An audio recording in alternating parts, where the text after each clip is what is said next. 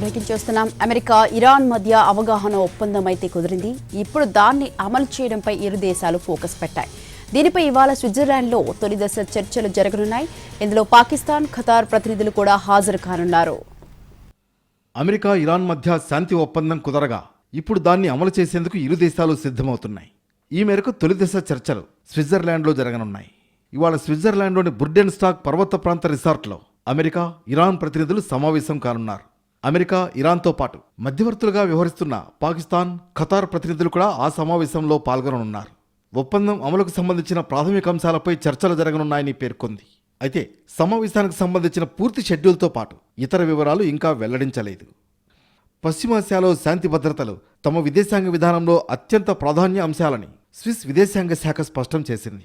America, Iran, Pakistan, Qatar దేశాలతో నిరంతరం సంప్రదింపులు కొనసాగిస్తున్నామని తెలిపింది. బుర్గెన్స్టాక్లో అవగాహన ఒప్పందం అమలుకు అవసరమైన తదుపరి చర్యలపై చర్చలు జరగనున్నాయని వెల్లడించింది. అమెరికా అధ్యక్షుడు డొనాల్డ్ ట్రంప్, ఇరాన్ అధ్యక్షుడు మసూద్ పెజెష్కియాన్ ఇటీవల 14 అంశాలతో కూడిన అవగాహన ఒప్పందంపై వర్చువల్గా సంతకాలు చేశారు.